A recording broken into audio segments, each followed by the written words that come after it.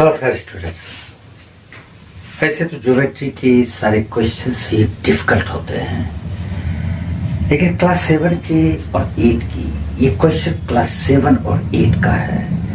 आज हम लोग ऐसे 3 क्वेश्चंस पर डिस्कस करेंगे, ब्रीफली देखेंगे। हिंट दूंगा, मैं सॉल्व नहीं करूंगा, क्योंकि स्टूडेंट अक्सर ये तीनों क्वेश्चंस में परेशानी में आते हैं। चलिए क्वेश्चन नंबर 1 में चलते हैं बगैर समय को नष्ट किए हुए। ये क्वेश्चन नंबर 1 है, ABCD की एक डायग्राम की वाला है। Angle A 21 degree, angle B 63 degree और एंगल C 42 डिग्री। तो इस क्वेश्चन में जनरली पूछा जाता है ये अंदर वाला ये एंगल, या कभी कभी इस एंगल को भी पूछ दिया जाता है। हम लोग दोनों निकालेंगे, इसको x मान लेंगे, इसको y मान लेंगे। इस क्वेश्चन को सॉल्व करने में स्टूडेंट क्या करते हैं, वो B और D को ज्वाइन कर देते हैं, फिर ट्रायंगल्स बनाते हैं, 2 ट्रायंगल्स, और उस समस्या में फंस जाते हैं, जो कि थोड़ा सा उनको परेशानी में डाल देता है। सिंपल क्वेश्चन है, इसमें कोई कंस्ट्रक्शन की आवश्यकता नहीं है। यहाँ पर there are 4 vertices A, B, C, D and there are 4 sides. 4 vertices है और 4 sides है, तो इसका मतलब ये क्वाड्रिलेटरल है। सिंपल बात है, क्वाड्रिलेटरल है। AB एक साइड, BC 2 साइड, CD और ये DE। और जब ये क्वाड्रिलेटरल है तो इसके चारों इंटीरियर एंगल का सम 360 हो जाएगा, यानी कि ये 21 डिग्री प्लस ये भी 63 डिग्री और प्लस ये C 42 डिग्री और प्लस ये इंटीरियर एंगल, यहाँ पर x हमने माना है, तो x is equal to 360 degree. अब ये 2 3 5 5 1 6 और 4 6 10 2 12 126 degree plus x is equal to 360 degree.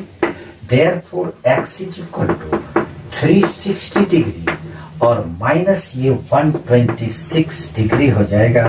तो ये 4 और 5 2 3 और 234 डिग्री इसका आंसर, यानी कि इंटीरियर एंगल हो जाएगा।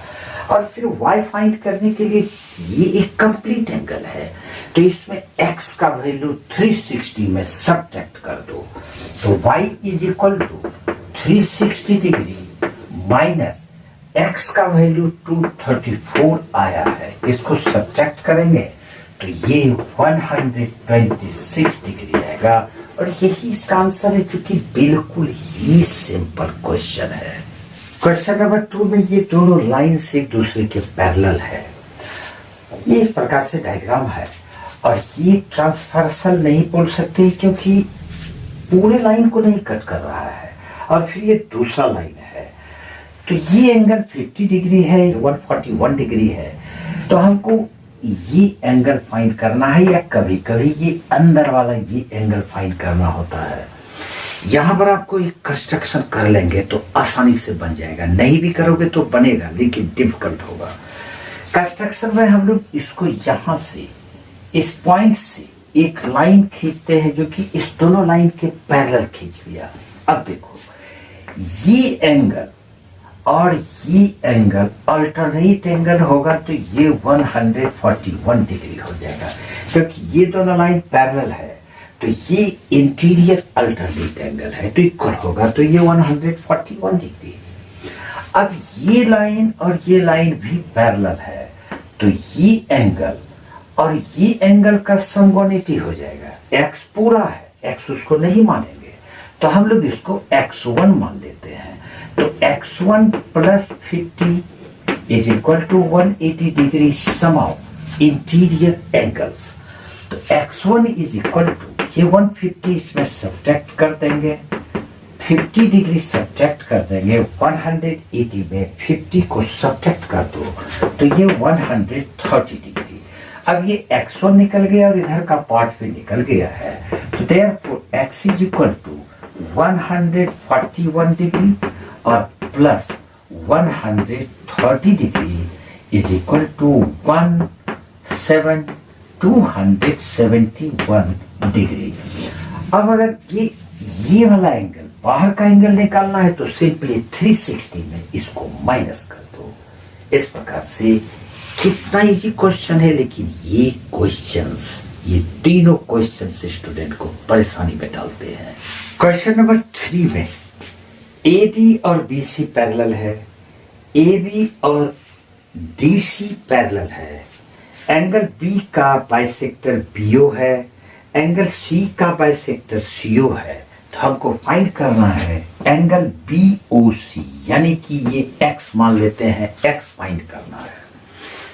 कितना आसान है देखो, अगर एडी और ये बीसी पैरेलल है तो ये 110 और ये पूरा मिलके तो 180 होगा, सम ऑफ इंटीरियर एंगल्स।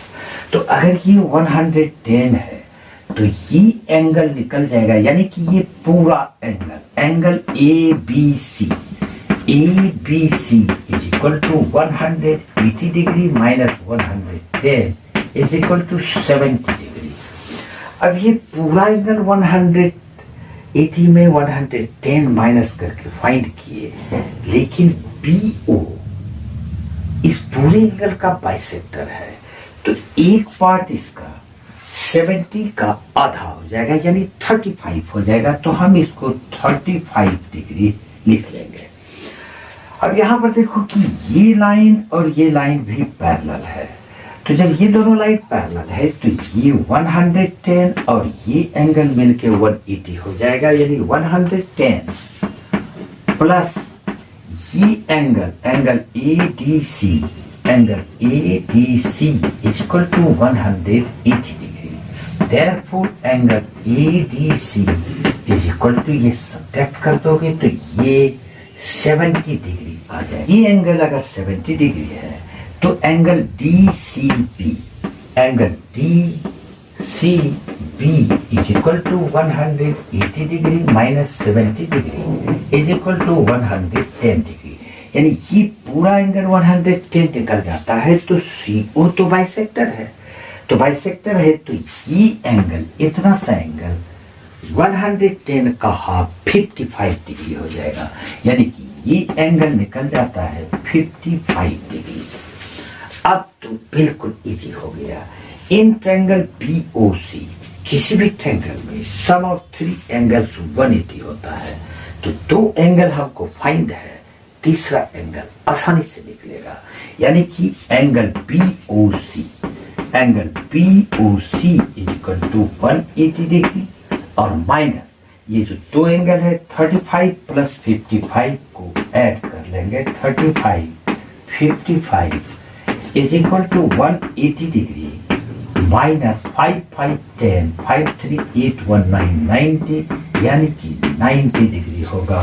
और ये याद भी रखो कि पैरेलल लाइंस अगर है, चारों ऑपोजिट दोनों पेयर पैरेलल लाइंस है, तो किसी भी इंटीरियर एंगल के पेयर का जो बाइसेक्टर होगा वो 90 पर ही मिलेगा। ये आप प्रूव भी कर सकते हैं। तो ये तीनों क्वेश्चंस कितना आसान था, आपने देखा ना।